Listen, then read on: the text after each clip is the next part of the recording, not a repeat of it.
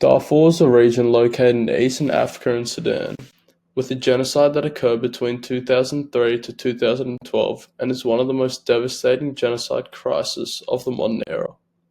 The Sudanese government, along with the Janjaweed militia, launched violent attacks against non-Arab ethnic groups, including the four Masalit and Zagor people, under the leadership of President Omar al-Bashir and militia leader Musa Halil. Villages across Darfur were bombed, burned, and destroyed.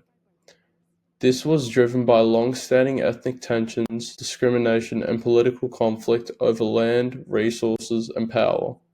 Civilians were killed, women were subjected to sexual violence, resulting in millions being displaced from their homes, with many forced into overcrowding refugee camps in Sudan and neighboring Chad. The Darfur genocide began due to division along ethnic lines against Arab and non-Arab people. The government saw that non-Arab groups as rebels and outsiders. This is supported by Source A, as it states, the government of Sudan is responsible for ethnic cleansing and crimes against humanity in Darfur. This reference backs up the point that this genocide was only possible with government integration and support in arming militia groups with military-grade weapons and equipment. The Darfur genocide included 3 out of the 5 acts of genocide, according to the UN Convention. Arab militias and government propaganda portrayed non-Arab groups as subhuman, rebels, and enemies of the state, encouraging violence and hate. This was the start of the genocide, showing signs of discrimination and dehumanization.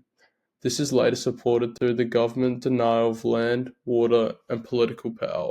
One example of mass killing in Darfur happened in the village of Tawila in 2004.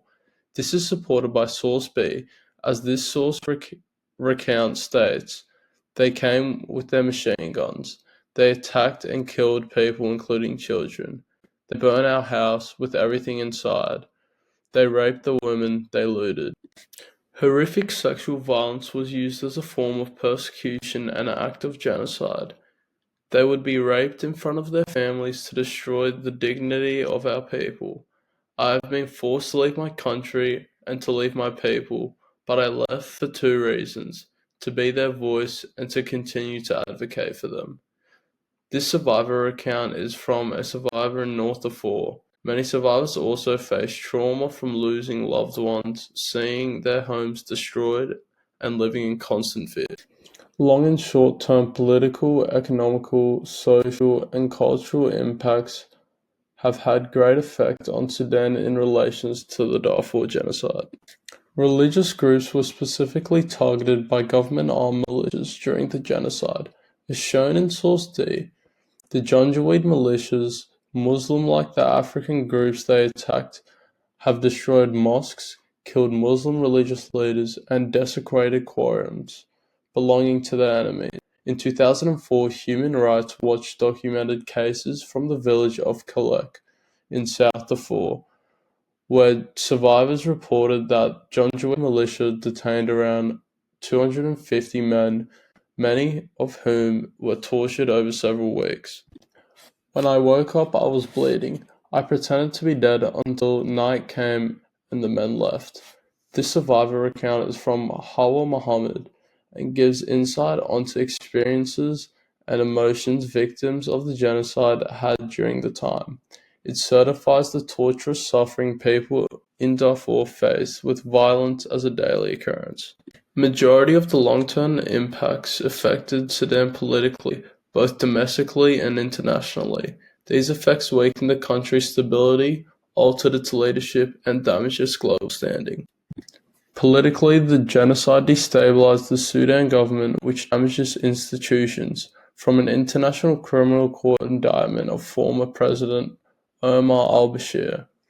Economically, the genocide destroyed agricultural regions and halted development, leading to widespread poverty and reliance on aid.